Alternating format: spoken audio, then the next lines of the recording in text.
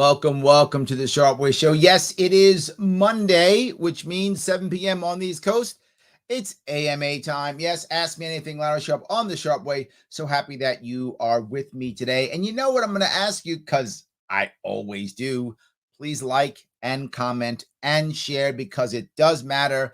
It gets me past those algorithms and tries to get me past the shadow banning that I constantly get. So please do that. Let people know I'm out here, so that we can move our message forward. I appreciate it tremendously. Thank you so much. So, as usual, it's an AMA, but I always start it with something that usually bugs me over the weekend. And it's usually either something I saw, maybe like from my glorious mayor or horrible governor who said something, or sometimes it's Fareed Zakaria, but sometimes it's also Michael Smerconish.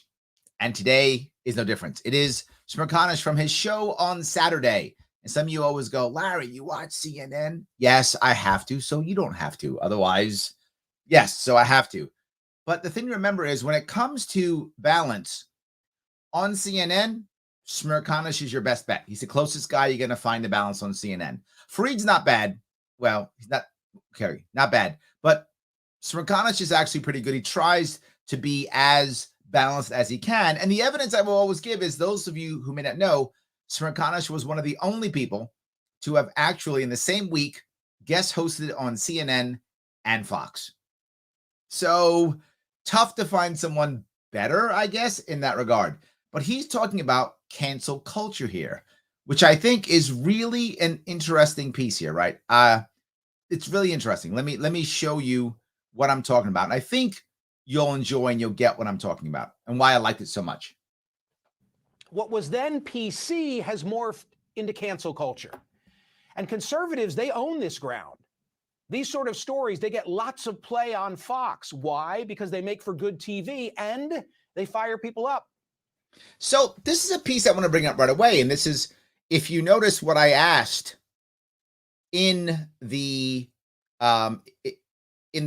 description, it was who wins with cancel culture, right? And I think the average person thinks, well, the left is winning because the left is canceling, right? So since the left is doing more canceling than the right does some canceling too. The right is not innocent in this, but percentage-wise, far more left canceling than right? By percentage. But you absolutely can find people on the right who do cancel. It does happen, but it's just far more on the left than the right. So the average person might assume, well, the left is winning. See? But Smerconish is saying the left actually isn't winning, that it might look like the left is winning, but actually he believes the right is winning, because he thinks the right is taking this and firing people up and getting people excited to where they actually want to fight back against it, and maybe they're winning converts through this. I think he might be right. You tell me, hear him out and what you think. But I think it's important that all audiences pay attention to them, because I think they have political ramifications. No single story on its own, but collectively, all these attempts to correct and to cancel can add up to an overreach, the sort of issues that piss people off and are easy to remember when they close the voting booth curtain. Yeah. Yes, right? Don't you feel it?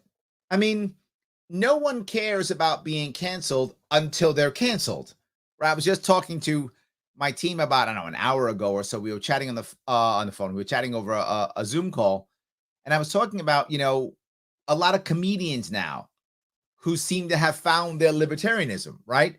So you're not libertarian until all of a sudden you get canceled, right? When you get canceled, all of a sudden you're Harry Brown, right? It's the second you get canceled, now all of a sudden, you're Mr. Libertarian, right? All of a sudden you become that libertarian like there's no tomorrow when you're the one being canceled.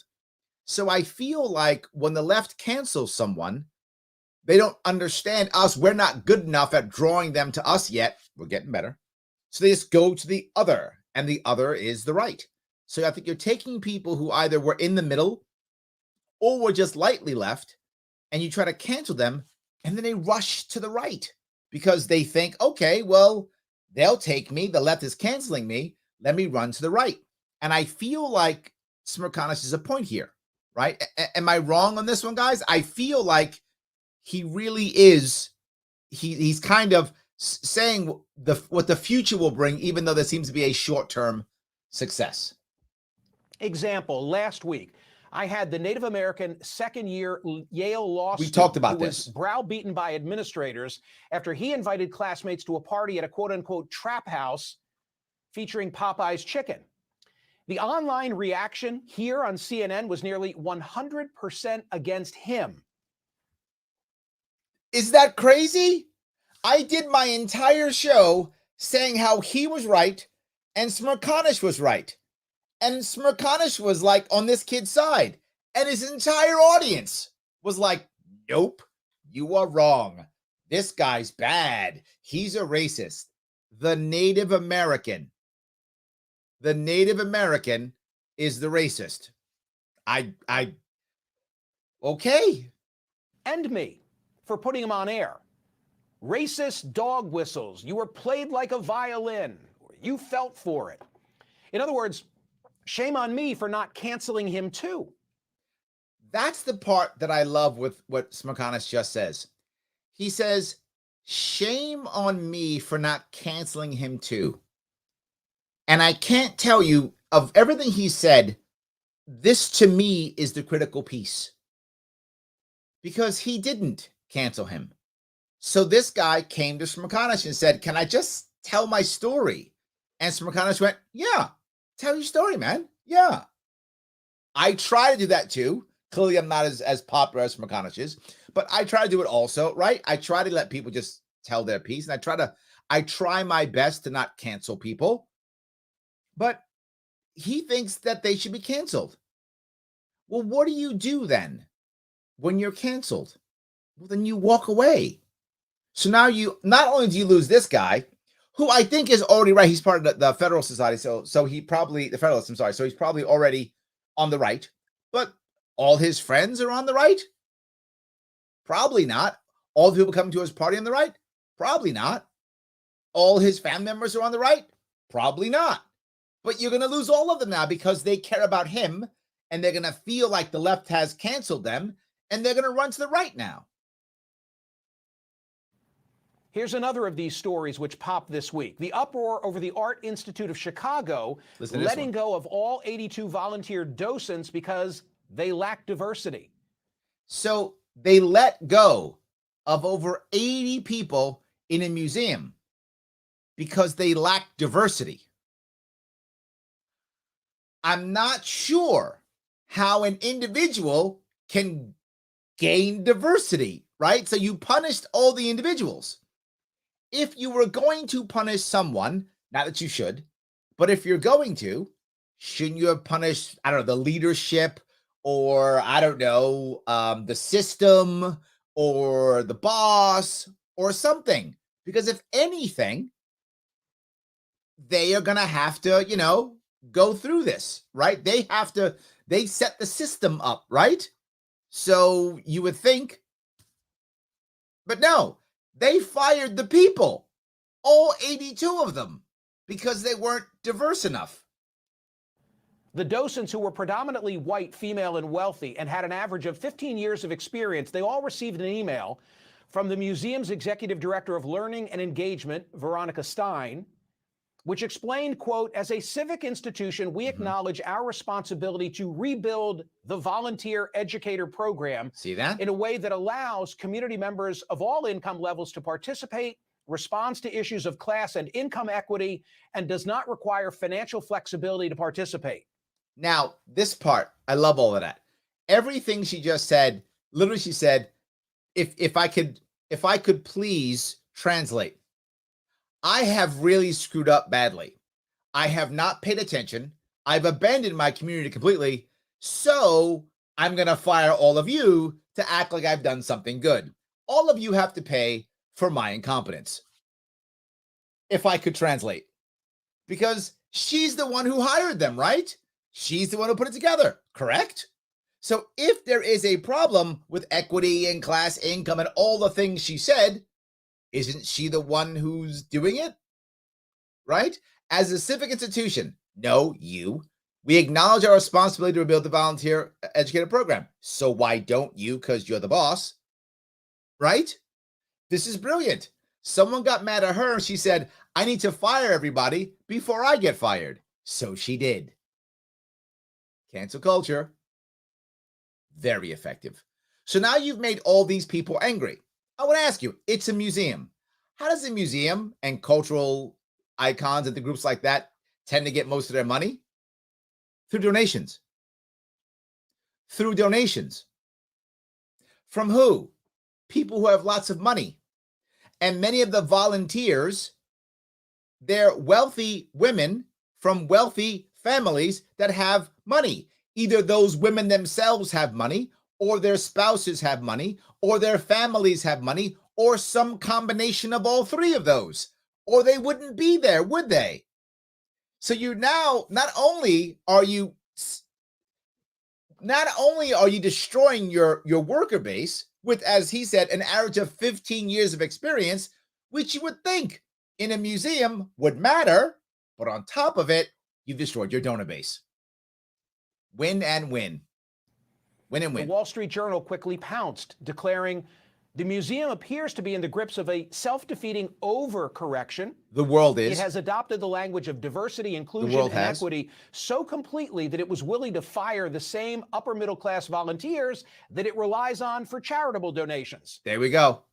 In other words, the blue hairs are out as tour guides, notwithstanding that they spend 18 months getting trained and they don't even get paid.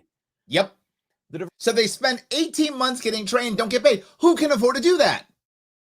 The wealthy. Let them. Let them. You know what? I'm going to be crazy. You're saying, you know what? I'm worried about diversity. Okay, that's not a bad thing. Being concerned about diversity is not a bad thing. It isn't. So you're concerned. I got you. So what you could have done instead is said, hey, there are 80 of you or whatever the number is. You're all working a lot. Here's what I'd like to do. Can I get you guys to help me out and start with some donations so that we could have a couple of scholarships to bring on some people who don't have a lot of money, who will need to be paid for this. So we can bring on, 10 interns. I'm making that number up, whatever it is. And then if you guys wouldn't mind, since you're volunteers, instead of giving me 15 hours a week, could you give me 12 or 13? Everything changes. They do a little bit less in time. They have some extra free time. They give some money instead of time. You bring in some more people. You begin to diversify. Not crazy. This could be done. Instead, fire them all. Diversity issue also somewhat bizarrely led to the resignation of the head of the UC Berkeley Atmospheric Center. Yes. Physicist David Romps, who was unhappy when a colleague from another university, Dorian Abbott, you'll meet him in a moment, was not invited to give a lecture about climate change because he's voiced opposition to diversity, equity, and inclusion programs. Now, I want you to hear this.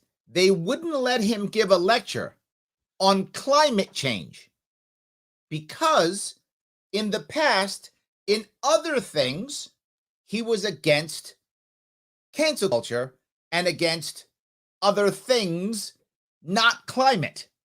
So they got rid of him, and it wasn't even about climate. And had been already canceled by the Twitter mob from speaking at MIT. Of course, the biggest recent story in the cancel culture war is the blow-up over Dave Chappelle's Netflix special, The Closer. Chappelle provocatively wrestles with his attitudes about the trans community and others, and with people's reactions to him. Is it PC? No, purposely not. His brand is being anti-woke. He clearly is trying to get a reaction. It's a comedian. But also, for those who stick around to the end, he surprises us with a tender story about a trans friend. If you saw it, it's true. A friend who died. The way he presents it, the Twitter PC mob was partly to blame. Does that absolve him for every phobic joke? Of course not. There weren't any phobic Does jokes. it make you think? I hope so. It should. Should his show be withdrawn? Not in my opinion. Nope. To me, that demand speaks to the death of nuance. America needs to have difficult conversations, not... Yes. This is what I talk about constantly. It's why I like Smerconish. America needs to have difficult conversations. Yes, hundreds of them. Extinguish them altogether. Yep. Of Chappelle, Peggy Noonan in the Wall Street Journal said this: in truth, Some people are probably too big to cancel. Mr. Yep. Chappelle is one, J.K. Rowling is another. But standing firm helps those who aren't too big, Yes. who know, for instance, they'd be sacrificed by their employer in a nanosecond if trouble starts and the Twitter mob comes. And we've seen this before, right? We've seen this before. Chappelle can't be canceled. The dude is a moneymaker. They're not canceling him. You can't, cancel J.K. Rowling. Moneymaker. She is a moneymaker. They're not canceling him. You could try if you want to be mad, shake your fist. You're going to lose that battle. Don't waste your time. But people will do it anyway. I'm not worried about Chappelle. He'll be fine. JK, she'll be fine. No worries. Rowling will be fine. Chappelle will be fine. They'll be fine. But who's not going to be fine? The average guy or gal who just says something wrong and gets canceled. And now their life is over. That's who actually gets punished here. Don't misunderstand what I'm saying. I'm not providing cover for the haters on either side. I think there needs to be middle ground for people somewhere in between the extremes. But that space keeps getting uncomfortably more narrow. Absolutely. And don't overlook the political cost to the censors. Yes. The next time the left is going to browbeat a Yale student over a party invite, or cancel a speech at MIT, or get rid of the pearl-wearing volunteers at a museum, or take down a statue of Thomas Jefferson, they might want to think twice. Because the accumulated weight of all of these stories becomes a great political motivator for the right. It does. Democrats, if you're listening, if you don't want Trump, you should probably stop canceling. If you're on the right and you want Trump, you should probably be happy they're canceling. I'm just telling you, you're going to shift people into the right if we keep canceling. So whatever you like, do what you feel, but understand your consequences. The right should be like, yeah. The left should be like, boo. But I feel like the opposite's happening. Which leads me to this week's survey question at smerconish.com. Which political party benefits from all this cancel culture and the disputes? Is it the This actually goes to about 90% at the end. They say Republicans or will Democrats? Benefit. I feel like answer. It's true. I'll give you the result later. Now to the Berkeley story, which involves personal politics overshadowing. Now, the reason why I don't like I want to touch the scientific piece, right? The problem with this, if you don't let this guy who's a climate scientist talk about climate science, again, the climate scientists talk about climate science, his field, because of something else he's upset about that's not woke enough for you, how are you going to have anybody give you anything new in science? I'm not joking when I say this. If you decide to destroy everyone for not following groupthink, how are you ever going to have good science? And you are begging people to accept that 2 + 2 = 5 because the party says 2 + 2 = 5, and not go, wait a minute, no, it's 4. It's not 5, it's 4. But how dare you say it's 4? Canceled. Well, if that's what you do, then we're never going to get science right. So there's more damage than one would imagine here. And I know I went a bit long, but this bothered me. I thought it'd be interesting to start the conversation with. So yes, let me grab some comments if I could. The algorithms are a pain. I don't know what that means. You're gonna have to help me, David. Sorry, I don't know what that means. Richard says, I'm not sure if Larry is as smart as I am or as dumb. Either way, he speaks my mind better than I do. Oh, thank you. I think that was a compliment. Maybe we're both dumb. Okay. I hope it was. Thank you. So, Ryan says, LarrySharp.com/donate. Yes, if those of you want to help me with my my assisting and helping me fix New York State, please do that if you like. Thank you, Ryan. I appreciate that. Yes. Logic says, thinks the left pretends they're tolerant. They claim love and tolerance, but the second you disagree, they go full send hate and then cancel. I got to tell you, I think there's been a bit of a change in the left. If you go back about 1.5 years, 2 years ago, the vast majority of the rhetoric of the left was really good rhetoric. It was equality and we love and help and Trump is a bad guy and we're the good guys. Their rhetoric was much more inclusive. Their rhetoric was much nicer. Now the rhetoric is do as I say or you're gone. The rhetoric has changed tremendously. And I think it's because now they're in charge, right? When they weren't in charge, they were like, come to us, we'll beat the evil Trump. And then they got in charge. They were like, now we're in charge. Do as we say. I really think they've changed a bit. That's just my feeling. And now they're hardcore canceling. They weren't canceling as badly at all when they were still trying to get rid of Trump. They were just trying to cancel Trump, right? That was it. And Trump is hard to cancel, right? He's like Chappelle in that regard. Tough to cancel Trump, right? So they were trying to cancel Trump. They had to jump through hoops to make that happen, right? So they weren't canceling others. Now they're canceling everybody. And my worry about the canceling more than anything else, right? Do I actually care if you go left or right to be forward? I actually don't. Just vote libertarian. But I am worried when you feel betrayed by your side. What does that mean? What I always say is the most zealous are the converted. So that includes, by the way, betrayal. If you're a left-leaning person and you hang out with left-leaning people, all good. If you're left, I got it. But if you get betrayed by the left, man, you hate the left because they betrayed you. You become super right guy or gal, right? And now you won't even hear the left because they betrayed you and that's it. And I don't want you that far right. I don't want you so far left or so far right that you won't hear the other. You don't have to believe the other or be the other, but you should be able to hear them, right? And go, okay, I hear you. You're wrong, but I hear you. I want you to be able to hear the other. My worry is when you get betrayed, you can't even hear them. So that's my worry about canceling. You're going to make a lot of people who just aren't going to hear, or they're going to check out. Now, I'm not as concerned about checking out because if you just check out, I can grab you. So I'm okay with that one. It's the hate. I don't want to foster more hate. Abe says, I think the left is creating more libertarians and anarchists than they realize. It's wild. I would agree. I think you're right. And it's going to sound crazy, I think the left is creating far more Nazis than the right is. And I mean that because when that person on the left leaves and goes right, they go hardcore right. They go hardcore right. I think that's true. Rebecca says, even the left is canceling the left. Yes. For example, John Barrowman, a popular actor on Doctor Who and Arrow, who was flamboyant and far left, lost all his acting jobs because of his on-set behavior from some 20 years ago. Is that right? 20 years ago. You know, the piece that bothers me about that is maybe he was a bad guy 20 years ago. I don't know him, but for the sake of argument, we'll say he was. Does that mean he's that person now?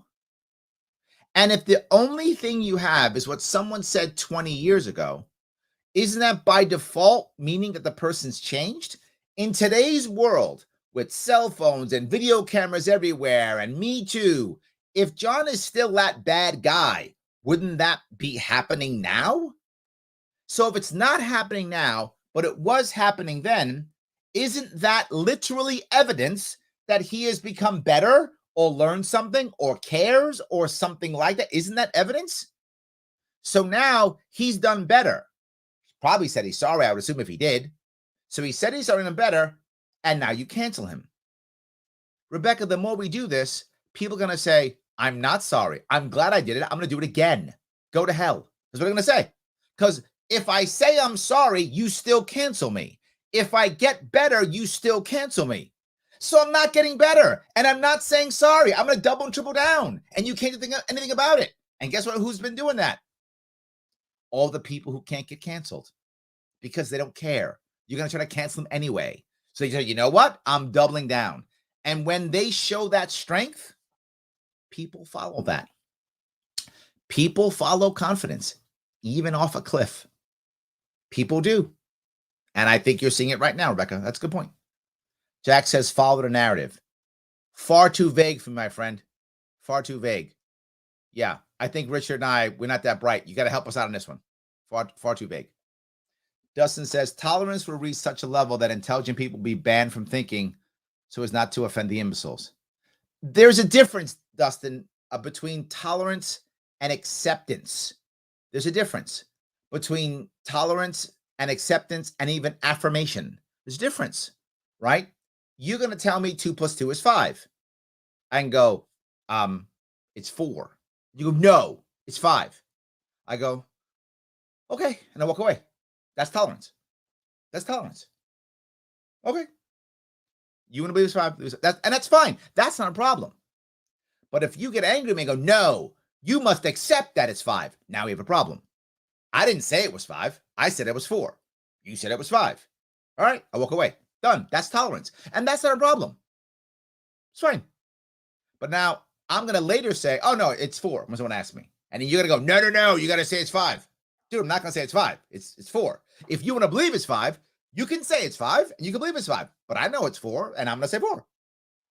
We can survive that way. But when now I have to accept that it's 5 and I have to go, all right, it's 4, it's 5. Now we have a problem. Or worse, I have to affirm it. When you go, it's 5, I go, yeah, it is. So 5. Those people who say it's 4, idiots. 2 plus 2 is completely 5. That's affirmation. I don't need, all I want is tolerance. That's it. If we just keep tolerance, we'll be fine. It's when it comes to the next pieces that we begin to have trouble. Now, do I want people to be more accepting? I do. I would like us to be far more accepting. I really would. But it shouldn't be a requirement. It can't be forced. I would just like us to be more accepting. Yeah, okay, fine, whatever. I'm going to walk away, dude. It's fine. You can say it's 5. In fact, in front of you, I might even say 5 just to make you happy. Maybe it's fine. But I just want to be nicer. But I'm not going to be forced to affirm. I'm not going to be forced to accept. Just tolerate. That's fine. Ed says, cancel culture is basically how it happened from the long time because of it's all about the moral myopia narrative. Moral myopia narrative. You have to help me in this one, Ed. It's just like how cultists going after people who are going against the religious narrative. Ah, I see. Okay. Yes. In other words, in modern times, they're going after those who are going after those who disagree with that. Okay. I got it now. All right. So I think what Ed's saying is if you actually either have a narrative that actually doesn't make sense or you're unsure of, or you know it's bad, you need others to agree with you to validate your bad behavior, right? So if I'm doing something bad, I need others to say, no, Larry, that's clearly not bad. It's good. Well, it feels bad. It looks bad. But these people around me are telling me it's not bad. Oh, I guess it's not bad then. And while that may sound silly, that's really human nature. I think Ed's right. So now I've had people saying, no, Larry, that's bad. I got to shut you up because if I don't shut you up, then I start feeling that what I'm doing is actually bad and I can't validate my bad behavior. So I have to have others tell you to be quiet and don't say anything. So people around me keep telling me that what I'm doing is good, even though it's bad. So I think that's the point he's trying to make. But if what I'm doing is just good, I probably don't need people to validate it because I know it's good. I don't need validation. But very often, if it's bad, I need it. So yes. Dan says the leftist cancel culture is cannibalistic. Man, I'm seeing that, man. You are right, Dan. You're right.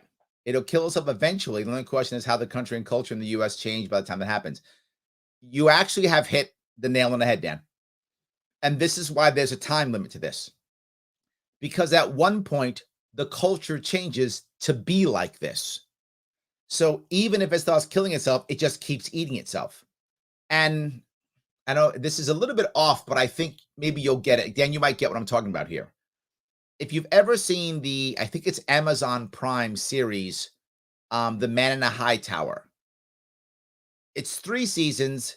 3rd season's a little bit nutty, but anyway, I don't want to give any spoilers in case you ever watch it, but I'll give a general rule, which you could get by just watching trailers. It's basically an alternate universe where in that universe, the Germans and the Japanese actually win World War II. They come up with the bomb. They nuke DC and take over America, right? So like a chunk of the West Coast is Japanese and a chunk is under Nazi occupation. And at one point, there's an American who's running basically the American part zone of the German Reich. And his wife is like, you have to stop this. Like, You're an American. You have to stop this. And he looks at her and he says, I don't know how. And he's running things like he's the man, right? He's basically the Fuhrer in America, right? He's the man. She's like, you got to stop this. He's like, I don't know how. And you're right, Dan. We get to a point to where it's just going. How do you stop it? That actually is my bigger issue. And I think the example you see in reality, that obviously is fictional, but in reality, I think what you actually see is with the COVID lockdowns. You find people who they've just spent so much time putting on a mask or keeping distant or doing the thing you're supposed to do. It's almost like a ritual that we've learned. So we can't imagine going out. I mean, I have some myself. I live in New York City, so I keep a mask in my pocket. So I was in Oklahoma last weekend. Not lockdowns in Oklahoma. I don't have to have a mask, but I kept the mask in my pocket because in New York City, someplace you can't go in without a mask. So I got to have a mask in my pocket in case I want to go into a place that requires a mask. It's a habit I have now. I now walk around with a mask in my pocket. I know, right? So I think your point's a very valid one. This has to stop before it gets to a point where it is American culture. That's my worry. Thank you for that, Dan. On the money, brother. On the money. Avi says cancel culture is just sanitized book burning with a facade of sensitivity and kindness. Avi, there's something to it. Yeah. It is book burning, figuratively, obviously not, literally, but yeah, it is. And you're right. There is a facade of sensitivity and kindness because we're doing the right thing. And this is, again, I guess, kind of what Dan's saying too here. Avi, my worry is the average person who falls into this isn't a bad person. I mean, there are some, you've seen them. There are some bad people who are taking advantage and who are punishing. But the average person isn't. The average person is saying, how do I be a good person? How do I do the good thing or the right thing? And if you, again, remember the left rhetoric from 2 years ago, it was all about equity and equality and helping. It was very good. The facade of sensitivity and kindness was very good. And I think a lot of people were pulled into that. And to Trump's fault, he was very often vulgar and angry. And if you like the sensitivity and kindness, well, you don't like Trump saying bad stuff on Twitter, right? I know people get mad. Well, you're not going to vote for him because of Twitter? Yes, people didn't vote for him because of Twitter. The amount of people in New York City I heard who said, Trump's apology is okay, but man, his Twitter, they need to take his phone away.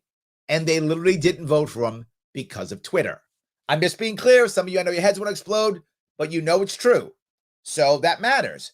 So does the facade you talk about, Avi. The facade of sensitivity and kindness does matter. I think you're right. He goes on, Hitler and Stalin would approve of this trash. As George Carlin once said, fascism won't come to America with jackboots. It comes with smiley shirts and rainbows. He was prophetic. Yeah, I mean, I got to say, Carlin was a genius. I agree. 100% I agree. He was a genius. Yes. Donna says, isn't it illegal to fire someone based on race? They're not. They're firing everyone. So you're not. You're firing anyone. I bring this up all the time, right? The wanting equity is not a bad thing. It's nice to want equity. We should all want equity. It's nice if people get treated fairly and if people get good things. It's a nice thing. We shouldn't be against that concept. It's how you enforce it and how you try to get there that's the problem. Most of the time, when people want to get equity, they want to force it through quotas and things of that sort. But when you force equity, you get animosity. And when you get animosity, you actually increase or decrease equity because people fight against it. You want to do things that will help lots of people, but spend more of a focus on the population that you think is in trouble, whatever that population is. So as an example, maybe what you would do in this case of the museum, as I mentioned, right? They fire everybody. Don't do that. You heard my plan, which was ask the people who are working there now to work a little bit less and to donate some money instead of time. If the wealthy people can donate some extra money, you now have an internship program that you can now pay for. So now you open this up to people who require a job to work in a museum. maybe internships, maybe something like that. And maybe you search in areas purposefully that tend to have poorer populations in them because you want people of lower socioeconomic status to come into your museum. Now, if you just search in poorer areas, but you accept anyone who comes in, well, then you'll have some people who are poorer and some people who aren't, but you'll be able to, as a percentage, support the poorer neighborhoods. If you're in a big city, the poor neighborhoods will generally be people of color. So you'll get more people of color, but you're not having a quota system and you're allowing other people who aren't of color or who aren't that poor to also join in. This is a way of creating more equity without creating animosity. It can be done, but they didn't. They said, oh, white people, bye. We're going to get some people of color. Animosity. So, yes, it's illegal. They didn't. They fired everybody. So, yes. The Lunar Eclipse, how are you? Larry, the only ones helped out by cancel culture are the autocrats and plutocrats via the ruling class that seeks to silence voice of dissent that are anti-establishment against the status quo. This is a secondary piece.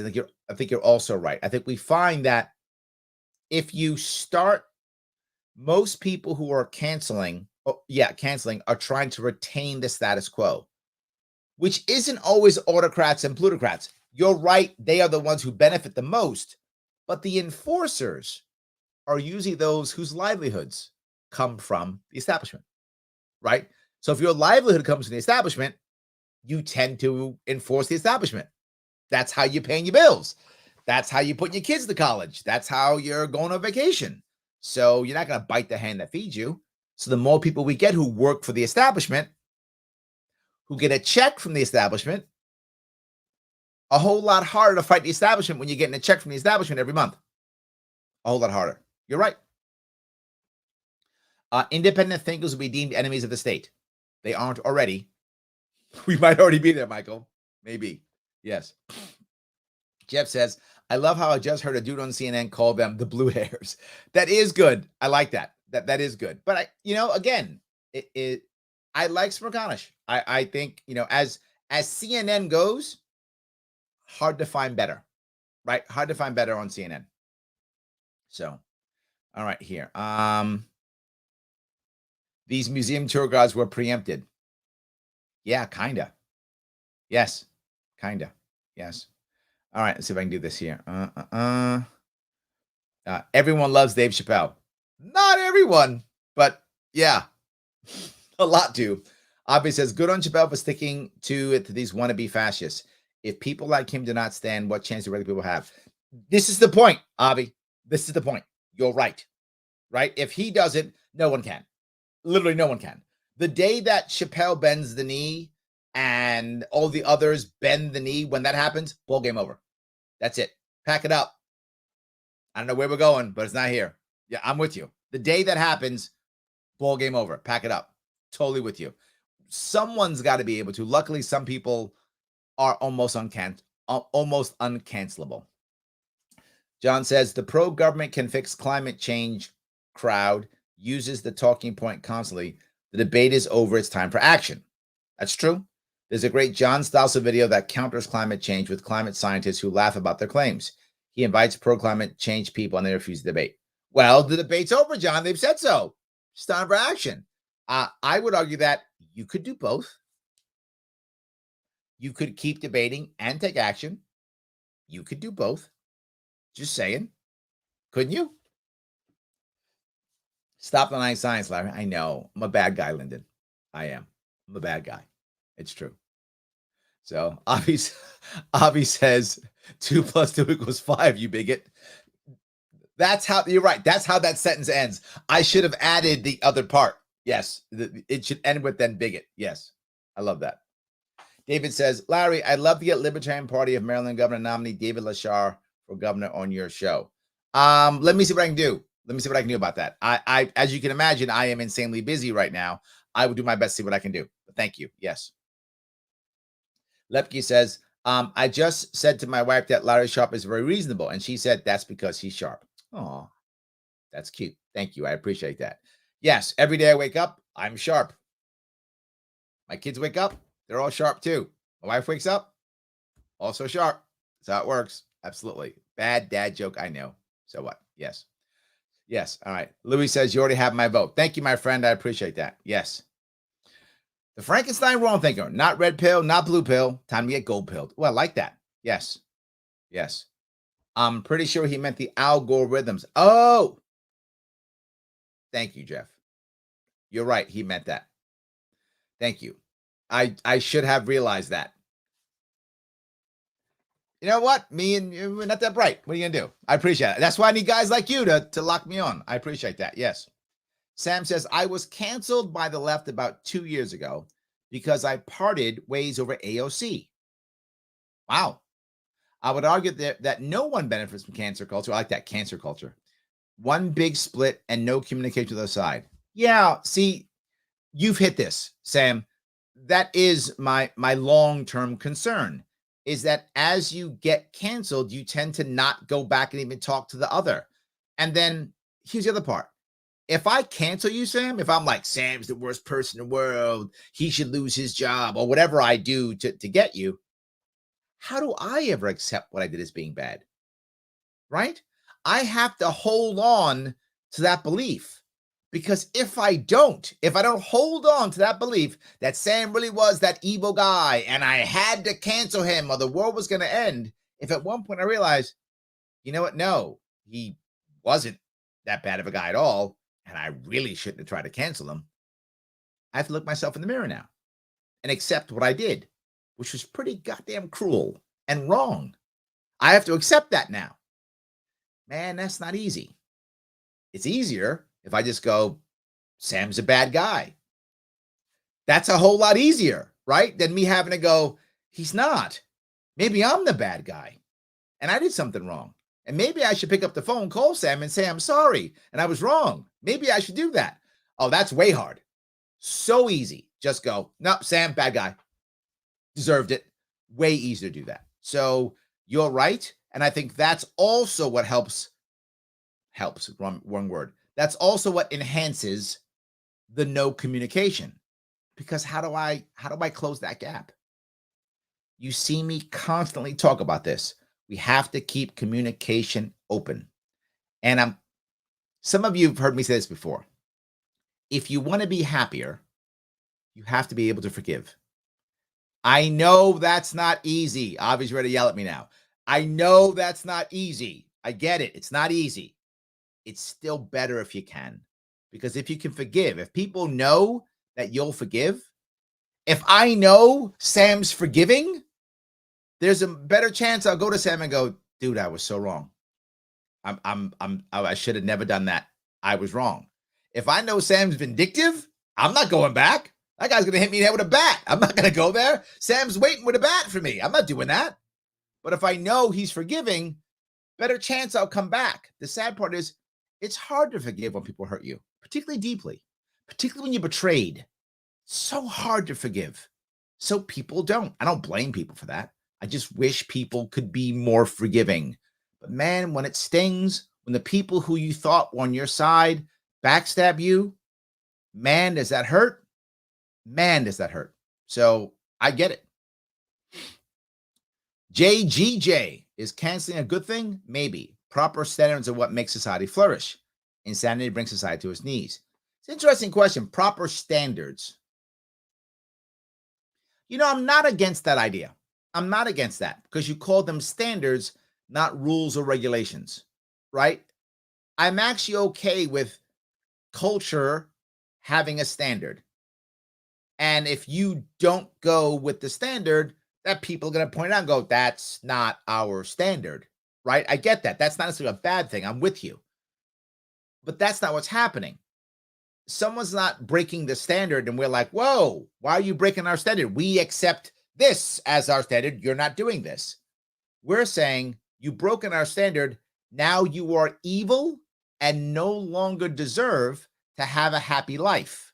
Now you are evil and you no longer deserve your rights. That's where we're going with it, right? It's the dehumanization that bothers me.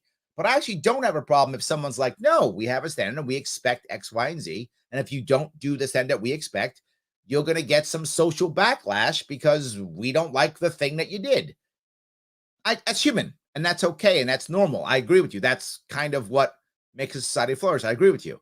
At the same time, the punishment shouldn't be catastrophic, right? That's the issue. Is the punishment catastrophic? I think in many cases, they're trying to make it catastrophic.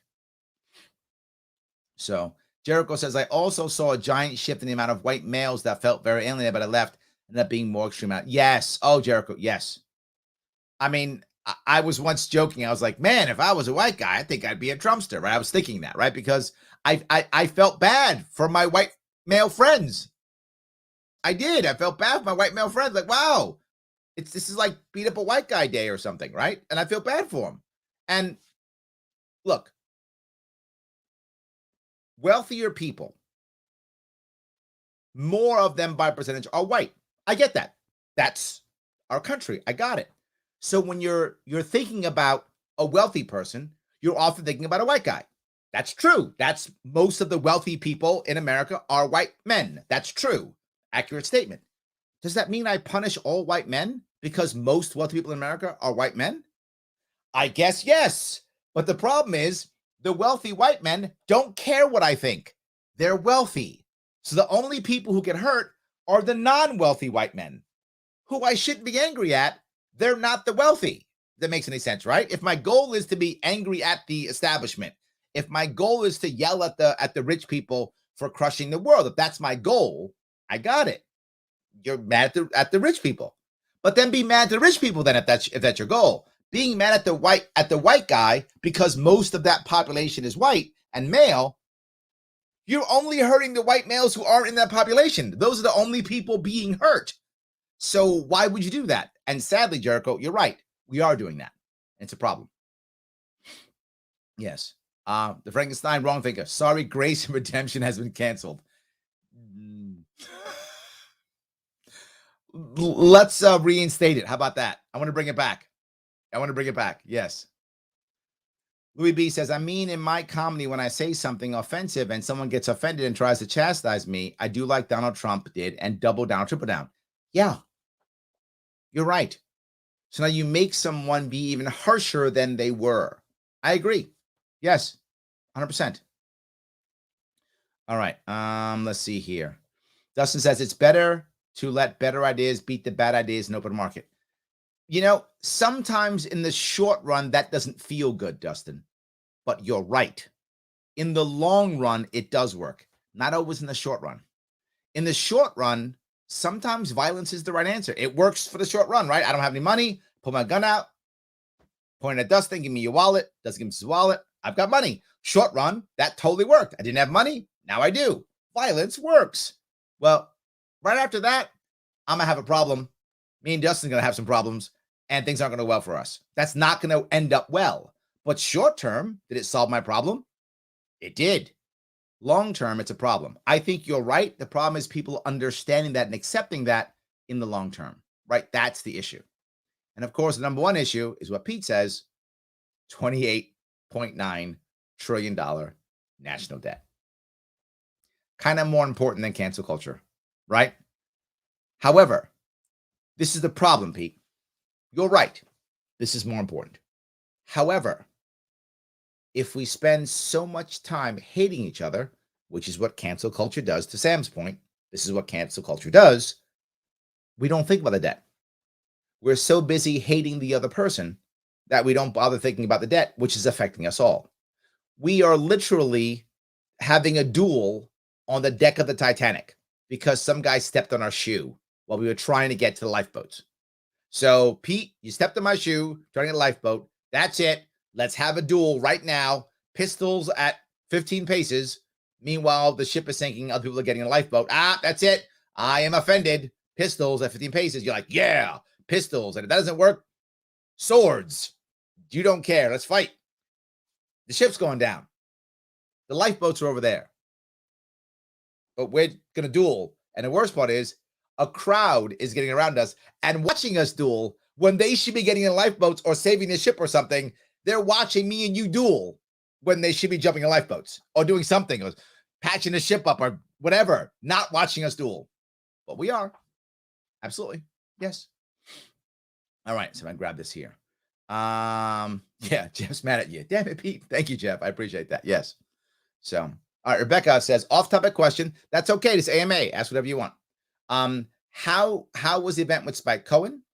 It was good, but some of you who may not know, I was actually in Oklahoma this weekend supporting a wonderful libertarian gubernatorial candidate by the name of Natalie Bruno. If you want to see what she's doing, you can go to electnataliebruno.com and you can see what she's doing. She's an amazing candidate, civic leader, mom, worker. I mean, the people who showed up at her event were people who just loved her. She's amazing. She's wonderful. And I truly hope she has impact, if not wins, that it's awesome. So electnataliebruno.com. It was great. Spike and I both edified her because we should have. It was great. She was totally worth it. She's amazing. So it was very good. Very happy. I went there. Just went there to support people. You guys know me. I'm always out there trying to support libertarians, trying to support the movement to the best of my ability to get people to grow. And we need some growth. And it's not the first time I was in Oklahoma. I've been there a couple times. So yeah. So what do you about the proposed tax on unrealized gains? Will it go through? I think no, because they haven't actually written it out the way they want to do it yet. When they do, remember, who writes these things? Corporate lobbyists, right? It's not like we have a senator who goes, let me sit down and write this bill. That's not what happens. They're too busy calling people money. They don't do that. So what they do is they have a corporate lobbyist write it. So however they write it, it'll make sure the only people who get screwed are the middle class. So I do not think it will work. Conceptually, I get the idea, right? The idea is, for those who don't know, what often happens is when wealthy people have assets, they don't sell their asset. What they do is they take a loan on their asset to gain money. But if they don't sell the asset, they don't pay tax on it, right? Because they didn't sell it.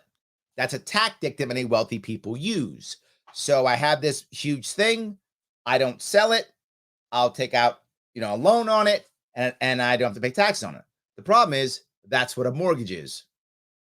So now is every homeowner going to start paying taxes on their home as their home appreciates? So as your home appreciates, you start paying taxes on your home. So all the gains you get, you're not going to pay more to the government as your home appreciates. By the way, home appreciation, number one way the middle class gains wealth. Home appreciation, real estate appreciation. You're not going to attack that. So my worry is I don't think it will go through, but if it does, there's no way the wealthy don't get around that. The wealthy do something like they'll put their asset in a trust. A trust won't be taxable. They'll see it coming. So they'll say, we're going to start this in, say, 3 or 5 years. That'll be how long it takes for the trust to take effect. They'll put all the stuff into a trust. They'll take a loan against the trust. They won't pay any taxes. You and I will, Rebecca. So I don't think it'll work because that's just not how it works. So yes. All right. Sam, question. Should Americans, this is off topic, but I don't mind, AMA. Question. Should Americans be concerned over the new Chinese hypersonic missile that can avoid anti-missile defense system was this grand thing between nuclear powers? I'm going to tell you something that many of you will think is crazy. I think 20 years from now, maybe 10, but for sure 20 years from now, Taiwan will be a part of China. Not a shot will be fired. It will be a part of China through some form of treaty. That's what I think. Why do I say that? China can't back down, and we can't back down. Taiwan can't win, no matter what they do, whether America jumps in the fray or not. Taiwan will be a bombed battleground, regardless of who wins, whatever, if there's actually a fight in Taiwan. We just got out of Afghanistan. You think we're ready to start fighting in Taiwan right now? Afghanistan was our Vietnam from 40 years ago. And if you remember how it worked, 30 or 40 years ago, no, 50 years ago now, 50 years ago. Is it 50? Yeah. 45. Yes, 45 years ago. So what happened is, I was in the Marine Corps in the 80s. I saw this happen. What happens is Americans get tired of war. So what happens, they start doing light wars like Grenada, Beirut, a little bit here, Panama, so that we say, okay, we can still fight. We're okay. Then we do an easy war, like the first Gulf War. Now we're all yelling USA, USA. Little bit of Kosovo, Yugoslavia, still yelling USA. Now, when the big thing hits, we're prepared to send our troops off for 20 years and fight in a 20-year battle. That's how America works. We just got out of Afghanistan. There's going to be at least 10 years while the military does little things like we're going to go into Mali and fight in Mali for like a week and do a cool battle where we win and we can, wave the flag, or we'll go into Libya for a little bit and get out real fast, something like that. Then 20 years from now, whatever is the right number, they'll put us into some massive war. Taiwan's going to be taken care of before we're ready to go back to war. So I don't see us going to war. The Chinese don't want to go to war with Taiwan. They don't. The Chinese just want Taiwan. They don't want to go to war with it. I don't think we want to go to war with it. So there will be some form of negotiation. I don't know what it is, but there'll be some form of negotiation, some kind of treaty. The Chinese will say, oh, it's going to be, one country, two systems, like with Hong Kong. They'll take Taiwan. She will feel like he's won. And 20 years from now, the Chinese he'll be dead. The next guy will be in. They will then renege on their deal and just take Taiwan over, as he did with Hong Kong. It'll be too late, and that'll be the end. Taiwan is destined to be a part of China again. There's no way around it. I sound horrible, I know. I'm sorry. Some of you be mad at me. That's what I think. I don't think there's any chance of us fighting for them. I think that 20 years from now, it'll be part of China. That's what I think. So I don't think it's grandstanding. It's just China saying, look, if we have to fight, we will. We don't want to fight. Missy says, support the sharp way. Yes, thank you, Missy. I appreciate that. Missy is correct, guys. Like, comment, share. I talk about it all the time. But look, I'm talking about canceling, aren't I? That's your free speech. That's censorship, isn't it? Absolutely. How do you feel about that? Take the censorship and free speech survey at the Advocates for Self-Government, theadvocates.org. Click that link right there that you see right there. Click the link in the description. Go take that survey. Tell people what you think about it. They're looking at it, they love it, and share it. You can also see what other people think. Where do they land? What do they think about this? But why do I bug you every single show about this? Larry, you and your damn surveys. Yeah, I know. Yes, but it's for a reason. It's not because I'm crazy. I mean, I am crazy, but that's not the reason why I'm doing it. I'm doing it because when you take these surveys, you start thinking about the actual issues, not left versus right? Not Democrats bad, Republicans bad. You start thinking about the actual issues. When your friends or family members take these surveys, they start thinking about the actual issues. You can have an actual conversation and not just yell, well, what do you think about Democrats or Republicans? You can have an actual conversation about censorship and free speech, and we should be having these conversations. So please have these conversations. If you've taken the survey already, no worries. Copy the link, put it in your social media, and share it. Share it on Twitter, Facebook, whatever you use, whatever is your social media of choice. Share it in that so that other people can take it. It does matter. It helps my sponsors. My sponsors help the show out. It's free. If you're like, Larry, I want to give more. I'm glad you do. Patreon.com. Head over to patreon.com/sharpway. Throw the show $10 a month to help my team get stuff going. It's how we're around here doing the right stuff. So help us out one way or the other. 3 options. 2 are free. Like, comment, and share. That's free. Take and share the survey. That's free. Or throw me $10, $25 a month. Do that and support the show. Thank you, guys. And thank you, Missy, for that. I appreciate that. So let me keep going down here if I can. Lyndon says, this is why the far left can never be allies, unfortunately. As much as we could agree on social issues, any deviation from their rhetoric is seen as an anathema. Remember the anti-racist concept? Tolerance is not acceptable anymore. Therefore, we can't have a conversation, only action. Lyndon, I hope you are wrong. I'm not saying you're wrong. I'm saying I hope you are wrong. Because I feel like the far left, and it's going to sound crazy, actually has a chance of coming our way. Why would I say something like that? Here's why. Because we actually do have a common enemy, the establishment. Yep. Yes, I just said it. I think the far left could come to us. I think they could. It's not tomorrow, Lyndon. It's not tomorrow.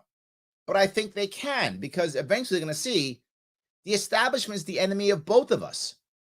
And they shouldn't be so hardcore and unyielding, because then they get nothing. They're fighting right now with Biden, right? Biden's not giving them all they want. What happened to $15 minimum wage? That's going away. What happened to Medicare for all? That's going away. All the things the far left want, they're not getting from Biden. They're not getting from the Democrats. Establishment is not giving them what they want. The Republicans aren't going to give them what they want. So they can't get anything from Republicans. They can't get anything from Democrats. Maybe we can give them something. We could end the war on drugs. We give you something. Come to us. You can get something or nothing, right? You don't get anything from us, but you get something. So would you rather keep fighting and get nothing? Some will. You're right. Some are like, nope, I'm hardcore. I'd rather just smash my head against the wall. And some will. But I think a bunch will be like, you know what? All right, libertarians hook us up on cannabis. Let's go down that road. That's something. We got something. They'll help us with prison reform. All right, let's walk down that road. They'll give us something, right? So I do think the far left can be recruited for us. It can. It's hard, obviously, but I'm okay with that. I am. So, all right. Laura says, I really doubt the wealth tax will happen. It's too radical. It's like a lot of things Obama talked about that never happened. My point, Laura, is exactly, thank you. It's like you were checking out what Lyndon said. This is why I think there's a chance the far left could come to us. Because we can give them something.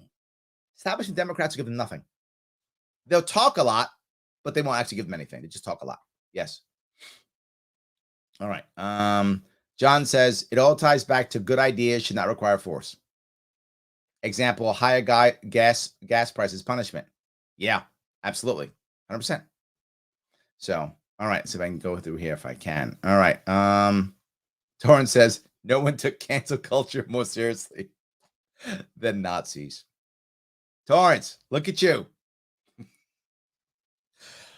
You're not wrong, right? I mean, no, you're not wrong. I mean, but I'm going to walk past that one. Thank you, Torrance. All I'm going to say is you're not wrong. You are not wrong. Yes.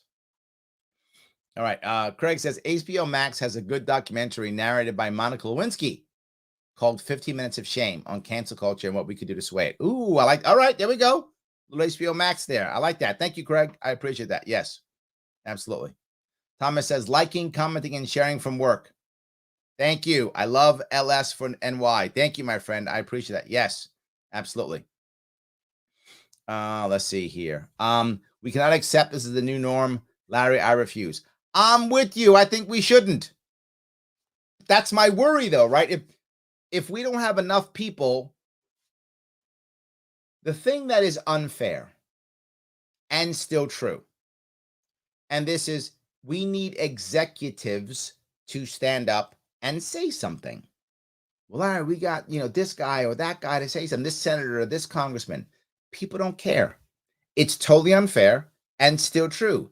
People don't care. They want an executive. They want a governor. They want a president. They want a mayor. They want a county executive. They want the person who is the figurehead to say, stop. What are you doing? No. And boy, are we having trouble finding it. But notice some that even come close to it, they talk about, for example, governor in Florida, DeSantis. He's saying something. People pay attention. He's saying something, right? We need more people to say something who are executives. Sadly, what happens is executives care. We care about executives as a culture, as press. We care about executives far more than we do Congress people or assemblymen or whatever the case may be. So, yes, I'm with you. I don't want to accept it either. Yes, I agree. Sam says, was it legal for that museum to fire people solely based upon race? It seems like a civil rights violation. Well, look, if it is, I don't think it is because they fired everyone. And that's probably why they fired everyone. They just fired everybody. So I don't think it is. What they're saying is that this is what they're going to say. They're going to say they're going to reorg. I know I've done this before. Those of you who may know, I'm a corporate consultant for my day job. If you notice the cool stuff up here, this right here that you can hardly see, it says ex alto concilio victoria. That is Latin. It means from great council victory. It's Latin. Why? That's what I do. So what would I advise them if it was me and they were paying me to advise them? You didn't fire anybody. I would never said that. You're reorganizing. It's a reorg. Everyone's got to go and we're going to reorg. But it's because of race. I didn't say that. We have to reorg to be better for our community. So we're just going to reorganize. So you're not going to have these people anymore. We will. Some we will, some we won't. And we're going to have a new system. We're going to have managers, some paid, some unpaid. They'll just do that. And then it's not doing that. And they fired everybody. So it can't be on race. It's just a reorg. So I don't think it is. This is what I would tell them if they were hiring someone like me to do it, and they probably have lawyers who've done this more than I have, clearly. So their lawyers are telling them something like this, if not better than what I just said. So I doubt it is. But to be forward, the people they let go are all wealthy people. If there can be a lawsuit, there'll be a lawsuit. I mean, if there's 80 some odd wealthy families, at least one of them's a lawyer, probably multiple are lawyers. They'll sue. But I don't think so. Yes. All right. Let's see here. I love white people. Me too, Torrance. Black people too. And white people too. I do. Absolutely. Yes. All of them. Yes. Paula says, make sure Larry does not get canceled. Like, comment, share, please. Thank you, Paula. She's right. Don't cancel me. Yes, absolutely. Yes. John says, Larry, love what you do. Thank you, my friend. I appreciate that. Yes. Judith says, have you ever placed ads on mainstream media? We haven't, and we're probably going to. One of the reasons why you see me when it comes to my campaign, this is not my campaign, obviously, but when you see me running my campaign, I bug people for money when I start running. And I've only run once before, right? And when I ran, if those of you remember, I asked for money often. Why? For things like media. The problem is what we found when we had a limited budget. Mainstream media, the reach we got was a whole lot less compared to social media. But what we didn't know then, and what I know now, is if you want to get covered with free press, you have to buy media so they'll cover you. So my mind has been changed on that, Judith, since my last run. And running again, I will absolutely buy mainstream media because that's how I get covered in the mainstream news. Yes, it's pay to play. That's how it works. So I didn't know. So thank you for that. I appreciate it. Amanda says, first time watching after a New York guy talked about you on an LP Live YouTube. Oh, great. I hope it's fun, Amanda. I hope you're enjoying. Yes, I hope you are enjoying. Paul's broad question, but any solutions for solving logistic problems in this country? As governor of New York, would you be able to help? The odds are the only way I could help in New York would be to make it easier to come to New York and work in New York. But could I really help nationwide? Not much, right? Could I be more open to accepting shipping into New York City? Yes, I think I could. But the problem is if you're sitting outside right now of California, do you want to come to the Panama Canal and come into New York Harbor? Yeah, I'm ready to take you. We'll work 24 hours, no worries. We can rock and roll. We'll do it. So I would open the ports completely to let them come in. Do you want to, though? Right? And how many people could get through the Panama Canal? How many ships could get through to make that happen? Would I do that? Yes, of course I would. How much would it help? A percentage. I don't know what percentage, but yes, you would simply open up New York City ports 24/7, be very broad, lower some registrations, some restrictions, and maybe if you can get away with it, and this would be the tough part. The toughest part would be, could you, as a governor, just decide that you're not going to follow the Jones Act? Man, that would be a tough one. I'd have to see if that would make sense or not. For those who don't know, the Jones Act is a huge reason why we have problems. It is a stupid, out-of-date act that should have been gone a long time ago. But maybe, right? It would depend on what else I'm doing, because politically, ignoring a federal act like the Jones Act, while I should do it, right? I mean, it is the right thing to do. Politically, it would depend on what else I'm doing. There's only a certain amount of political capital anybody gets. Would I want to spend it on fighting the Jones Act? I don't know, to be full with you, Paula. Maybe. It would depend on what else I'm doing. And the odds are, if I win the governorship, I'm going to be sued like there's no tomorrow. The question is, do I want to be sued on that too? I don't know, but that would be one thing. Ignoring the Jones Act would be an aggressive act. The other would be opening up New York ports completely, saying, come on in, come on in, come on in.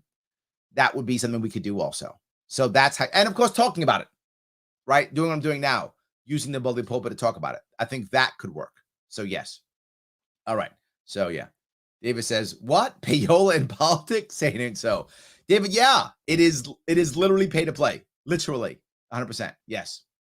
Andrew says, I need to remember to catch these more frequently. Thanks for the stream. Yeah, it is almost not as much every night now. many nights at 7 p.m., almost always Monday. I try my best to do Monday. Yes. Paula says, Larry, how long do you think before the tax on billionaires becomes the tax on millionaires?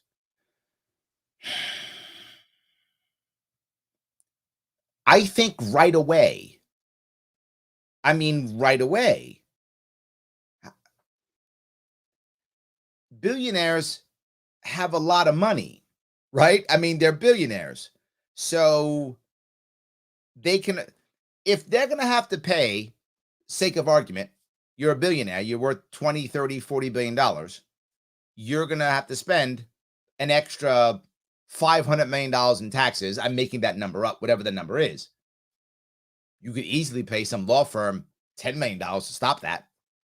Some lobbying firm $50 million to stop that. You can lose $500 million. So pay $50 million, save $450. This is just basic math, right? Not even Common Core math. It's like regular math, right? $450 million saved is better than spending $500 million. So if I drop $50 million to stop a bill, someone will stop it, right? Someone will change it or find a loophole or something. They'll make the bill, instead of 2 pages long, 500 pages long. And there'll be a little line on page 392 with a little loophole that says, if your last name has 6 letters in it and ends in an E, you don't pay. Done and done, right? It'll be that thing, and I'll then have that clause, and I won't pay. So I think right away, I don't believe taxing the rich works ever, particularly in our world, ever. Yes. Jericho says, I love the Titanic analogy. It's true, isn't it? Yeah, absolutely. Logic says, government turns short-term violence into long-term that works. That doesn't work. Failure long-term, my friend. Failure. Absolutely. Failure. Absolutely. Paula says, don't punish white men. Stop imprisoning black and brown men and women and let them get rich too. I like that. I'm with you. I like that. That's very good. I love that. Yes. Lyndon says, comedian tells joke that doesn't land. Ask people to be kind in their assessment of them. People's assessment, career dead. Very good. Yes, you're right. Yes. Absolutely. Yes. So Philip says, would you work to improve Lake Erie, Lake Ontario ports? Yes, but I don't know if that would help right now, right? Yes. I don't know if that question was literally for what's happening now. I don't know, to be forward with you, if it would help. I mean, fixing ports takes minimum months, usually years. So to make that happen is difficult. So by the time we repair them, would it help us now? Probably not. Would I want to, improve the ports? Of course I would, without question. And again, get rid of the Jones Act, those ports will be flooded. Flooded. Imagine what will come from Europe. What will come from Africa, Middle East? Flood those ports right on in. 100%. Of course I would. I don't know if that would affect right now, right? Of course. And of course, I'm not going to put taxpayer dollars into it. There's the issue. No taxpayer dollars into it, right? And people, Larry, how are you going to fix it? All of those ports can be repaired by a private company that will benefit from the ports. That's it. How do you know this? I'll give you the easiest example. And some of you may not know this, but many people do. When a large organization decides to physically move its office, happens often.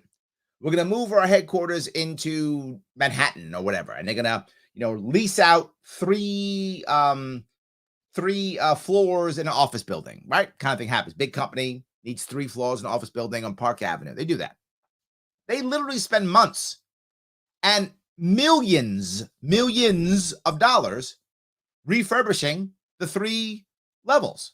They'll make office space the way they want it. They'll create, conference rooms or video rooms or executive suites or whatever they want. They will redesign the entire. They may actually knock out floors so they can have stairs in between the levels that usually only go through an elevator. They might want specialized elevators, all types of things. They'll do whatever they want, and they will spend millions upon millions of dollars. and often 3 to 6 months preparing, sometimes a year, depending upon what they're doing before they move in. Happens all the time. Why can't ports do that? Government doesn't pay for that. The company does. Why can't government do that? Now, sometimes the landlord will assist by saying, you know what, I'm not going to charge you rent for X number of months to give you some time to get ready. That happens often. So maybe the state does that. We're not going to charge you, 6 months of rent using our port facility, so you can fix it. Whatever. Totally can be done. No need for one taxpayer dollar to improve the ports. Not required. You can still get it done. I know people can be mad, but Larry, what about union workers? It's fine, part of the deal, right? If you want union jobs to be part of it, I don't have a problem with that at all. You make it part of the deal. This can all be done with contracts. I know, sounds crazy. Can I just write a contract? Yeah, make a contract.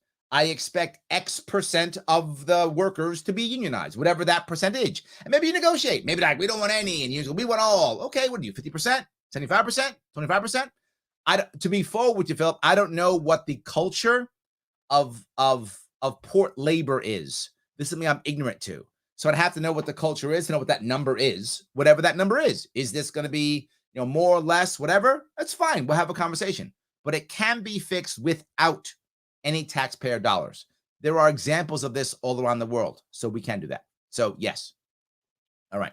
Let me keep going here. All right. Okay. Warren says, hey, Warren, it's been a while. How are you, my friend? It seems the more extreme a person's beliefs in any direction, the tighter their eyes, ears, and mind will be closed. Yes. At the same time, they will feel increasingly justified to push their extreme beliefs in others. How anti-libertarian. Yes, I would agree. I try to make this show and this channel more open to all the beliefs. If you notice, it is very rare that I ever attack somebody's beliefs. Very rare. I try to have a conversation even when I'm not sure or disagree. I think we can do this. I think it can be done. And the best part is, if I think your views are extreme, Warren, and I go, you're an extremist, you're a bad guy, you just double down. You're like, see, you're the bad guy. If I go, okay, let's talk this out. You might not change your views, but at least you won't be mad at me. You'll be like, all right, fine. Larry's not that bad. And now we can have a conversation. And maybe I can't bring you more libertarian today, but maybe next week or next month or next year. And all I want to do is I want you to be as liberal or as conservative as you want to be. I just don't want you to think you have to use government to force your views on others. That's it. If I can get you to there, I'm actually pretty happy. If I can just get you to, you want to be the person you want to be hardcore this thing. You just don't want government to stop you. Fine. You don't want government, and you don't want government to force others. Fine. I'll take it. I would love everyone to be as libertarian as I am, but I'm realistic. That's not going to happen. Can I just get people to leave others alone? Yes, absolutely. Yes, absolutely. So, let's see here. Some things are unforgivable. What? What's unforgivable? If someone really wants to fix themselves and they really want to make amends. Now, I'm assuming the person actually wants to make amends, Michael. There's my caveat here, right? They want to make amends. They want to make things right. They know they've done wrong. Assuming that that's true. I guess unforgivable would be not doing that. Okay, maybe you're right. All right, right. Okay. If someone didn't believe those things, then why would you forgive them? Okay, so that would be unforgivable. Okay. Yeah, you've kind of walked me into your way of thinking. All right. But let me go. Assuming that someone has accepted that, why wouldn't you want to forgive them? Even if someone murdered someone you love. Let's say someone murdered someone you love. We're going to call them Bad Johnny. Bad Johnny murders someone you love. If Bad Johnny's actually sorry, I'm assuming he is, for the sake of argument, he is. If you don't forgive him, if you actually don't, you're the one hurting. You're holding this. your pain and anger against him, your regret and everything you're feeling is just a handicap for you, right? It's a handicap for you, not for him, for you. You're actually hurting yourself by not forgiving. There's a difference between forgiving and forgetting. They're two separate things. I don't want you to forget. And if he wants to make amends to you, if he does, and I'm again, the sake of this argument, he actually wants to make amends. He's actually sorry for what he did. Maybe he went to jail for 20 years. He comes back out. He's sorry. He wants to make things better.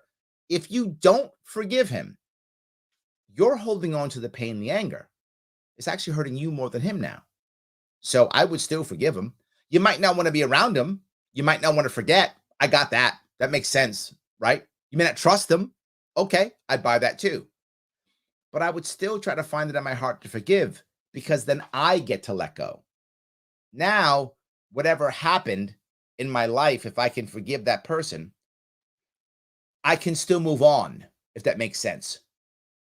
If I don't, I can't move on. And if it's myself I'm angry at and I can't forgive myself, that's the worst. Now it's a handicap and I can never move on. But if I can forgive myself for the errors that I make, then my errors become learning lessons, not handicaps, right? Not disabilities, which is what they become, right? If I can't forgive myself. Hard to forgive yourself if you can't forgive others. So people who know me know that I am very forgiving. In a way that's selfish, because it allows me to move on. It allows me to keep going. It's one of the reasons why I'm very forgiving. I get backstabbed all the time. So I try to be very forgiving because of that, because it's better for me. So I would argue even further, Michael, even if they're not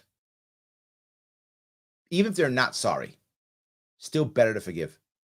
A whole lot harder. I'm agreeing. A lot harder, but probably still better for you to just forgive. Move on. Maybe you don't trust them anymore. You're not around that person anymore. But forgiving shows strength and makes you stronger in the long run. I know it sounds cheesy. I know it does. I'm aware what I'm saying sounds cheesy, but I think it's true. Just my opinion. I think it's true. So I hope I answered your question at least. So, all right, let's see if I can do this here. All right. See if I can go down here, grab a couple more. All right. Let's see. Nicole says, Larry, random AMA question. How do you change infrastructure projects commonly being over budget over time? Yeah, you pull them out of the government purview. That's how you do it. The reason why they're always over budget and over time is because it is in the best interest of the people working to make it that way. What happens when something's over budget and over time? It's a government run project. They get my money. Literally, just pay them more. That's all. The punishment is nothing. You get paid more. There's a benefit. The incentive is to make sure it's over budget and over time, because you'll get paid more. And they'll come up with some reason, they'll come up with some idea, and the government has to make sure that it's done the right way. Remember, all government agencies that are involved in every infrastructure project, their job is not to make sure it gets done. Their job is to make sure nothing goes wrong. Therefore, their job is to say no, not to say yes. So up front, you have to have government agencies change their mission. The mission shouldn't be to make everyone safe no matter what. The mission should be to build something safely. Note, to build something safely. So you are responsible for this thing to be built. Right now, no agencies are actually responsible for that. They're responsible only if something goes wrong. Therefore, all they do is go, nope, nope, nope, checkbox, unnecessary checkbox. So they make things longer always anyway. But if instead you simply said what I talked about earlier about the infrastructure when it comes to the port. Note how many large buildings in large cities like New York City, Chicago, LA have these massive build outs I talked about. 3 floors, 4 floors, whatever the case may be. How often are they over budget and over time? Very rarely. Why? Because if they are, people get sued. People don't pay. That's what happens. People get sued. People don't pay. So your incentive is to get it done on budget and on time. Otherwise, there's a punishment. You get sued. You don't get paid. Right? Nicole, if your company is the company that's building out my 3 stories, and you said I've done it in 6 months, you go, just kidding, a year. I go, great. I guess you're taking a loss because I'm not paying anything extra. You said 6 months. Good luck with that. Now we're in court. Well, while we're in court, I throw you off my site, get another company do it, and I sue you for the money I paid you. Now we're in court again. You don't want to screw me over, particularly if I'm some big company who has lots of lawyers. Worse, if it's New York City, what if I'm literally a law firm? Like my job is suing people. You're going to lose. My job is suing people. You're going to lose that. You're not going to do that, right? You're just not. You're going to have the right contract with the right insurances to ensure this stuff works because that's the system. So as it came to the infrastructure project of the ports on the lakes here in New York State, I'm not going to have government do that because what you just said will happen. I will say, hey, company, here's what I'm going to do. I'm going to give you this benefit if you get done on time. For example, 6 months free rent or something like that, whatever the equivalent is. They then run it. They're not going to put up with this. They're a large enough company to where they can rent out port space, which means they have a law firm, which will sue people who screw them over. They won't get screwed over. It's that simple. Pull it out of government purview. This will not happen. And here's the worst part. Let's say I'm wrong, Nicole, and someone screws somebody over. It's two private companies fighting each other. You don't pay for that, neither do I. They screwed up. They'll deal with it. It's two private companies fighting, and they'll fight. Whatever. They'll use the court system to solve their problems. We're not involved. If it goes over budget, okay. It'll suck if it goes over time. That would suck. But over budget, we're not paying. So you can do it. It can be done. We just don't because we're worried about control of this or grifting, which is a big deal. A lot of grifting. So we got to get rid of the grifting part. So I hope that. So yes. All right. So if I keep going here. All right. Logic says, what I meant by works for government is that violence and intimidation has always worked for governments. Not saying that the violence by government is a good thing, but they turn short-term into long-term. That's the next one. Okay, yes. Hold on. Long-term, and it works for the government. Violence obviously works for government because the government is still in power. Yeah, but not every government's in power. I think the Romanov family of Russia in 1917 would disagree with you on that one. I would think the Nazis would disagree with you on that one. I would think the British government of 1776 in America would disagree with you on that one. So it doesn't always work, right? It doesn't always work. It does work, but not always. I think Imperial Japan also didn't work. So anyway, in the long run, I'm not sure it always works, but yes. So, all right. Thomas is Unforgivable. Nat King Cole. Sorry, bad joke. It's okay, Tom. We're dads. We can do dad jokes. It's fine. Yes, absolutely. Yes. So, all right. Let's see if I can do this here. Luke, been meaning to ask by you this for a friend. Okay, I think I know what you mean. How exactly does a libertarian intend to address mental health issues? I assume you mean a governor? That's a really broad question. How's a libertarian? All right, I'm going to assume that you mean New York governor. That is my assumption. That's a very broad question. So I'm going to assume you mean New York State governor. If I'm wrong, please correct me in what you mean by that. Mental health issues. Number one issue that you will see libertarians and a governor would do is stop locking up mental patients in jails. The largest mental facility in New York State is the prison system. That is a terrible idea. And our governor, as inept as she is, simply says, let's give them better meds in prison. I'm not joking. She literally signed a bill 2 weeks ago saying the answer is let's keep locking them up. I mean, that's obviously the right answer. Let's not assist in any way. Instead, let's give them better meds in prison. I'm serious. That just happened. That's the current answer. My answer is not that. First off, stop locking them up. That's number one. Step two, remember that a whole lot of mental issues that we're dealing with, heavily, they're also addiction-based. Not all, but a big chunk are, right? So deal with our addiction issues also. That's heavily based upon decriminalizing and allowing for cannabis products, right? So that's a part right there we have to also add to that. Another part of our mental health issues is how kids are coming through school. This is a huge issue. Change the schooling system, which I have an entire plan for that too, to make happier teenagers, right? And why teenagers? Because that's when kids start getting in trouble, right? That's when their issues begin to happen more than ever, is usually, not all, obviously. You've asked a very super broad question with multiple issues. So I covered one or two. Here's one more. Teenagers, it's a problem.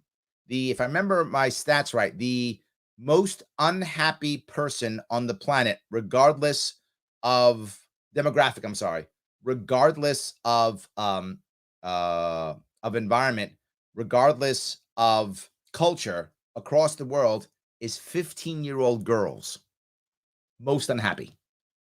Teenage life needs to have more purpose. Teenage life needs to have more things to do, more community. We've lost that, right? So that's another piece. But more importantly, community has to be the thing that helps people. Why?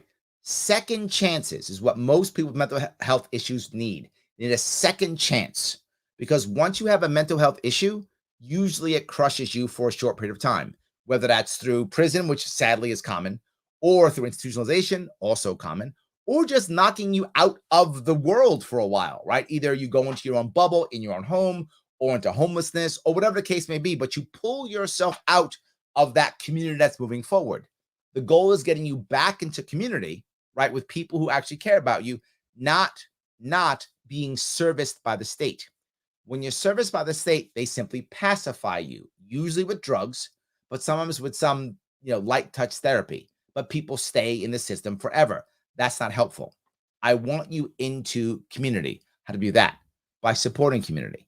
One of the issues that I brought up with, some of you may remember this, is the idea of allowing local communities to support their own nonprofits via taxation, right? Oh my God, taxation. Yes. You're right now sending X dollars to your state capital. Imagine if you were to take $500 of those dollars and put it into some local nonprofit.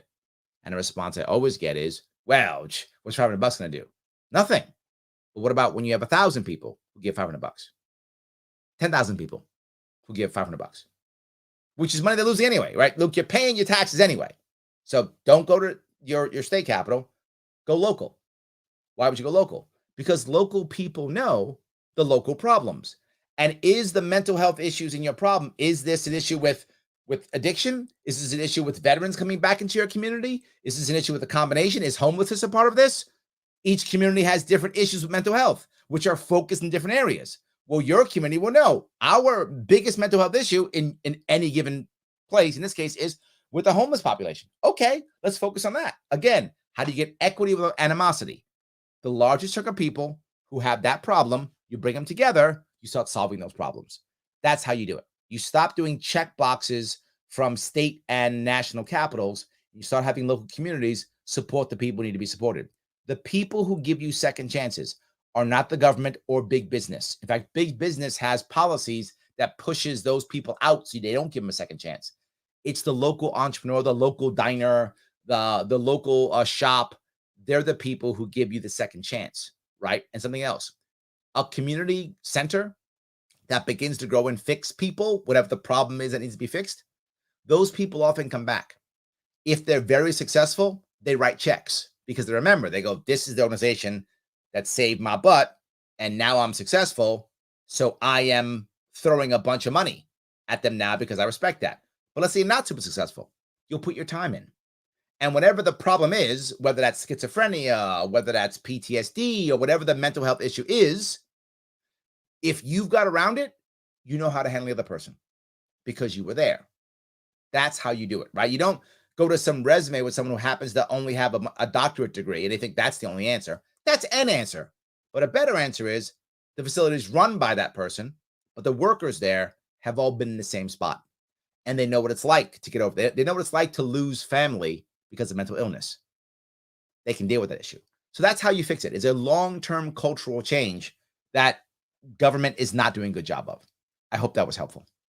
So, all right, let me see if I can go down here. Christ forgave those who hung them on the cross. That's true. Valid point. I'm not, but see, John, we're not all Christ, right? I mean, yes, but it's a lot. So, yes, 100%. We could try to be as close as possible. There we go. Yes. So, yeah, we go. So let's be forgiving. I like that. So, I want to show one more time if I can. Please like, comment, and share. I know I bug you. It does matter. I get shadow banned constantly, The more you do this, the better. It makes everything better. Please like, comment, and share. It does help tremendously. And of course, as you see in the bottom, take the survey and then share it. If you've already taken it, copy the link and then share it and let others share it. Have a conversation with people about these surveys. It does matter.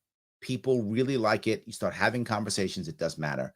If you want to support the Sharp Way itself, the show, head over to patreon.com/sharpway. Throw me 10, 25 bucks a month to keep this going. That's always awesome. If not, no worries. Like, comment, share is free. Taking the survey is free. Sharing the survey is free. And it makes my sponsors, the advocates for self-government, makes them very happy because they want to spread the word. They want people talking. So do I. That's why they're my sponsors. Why I bug you every single show to do it.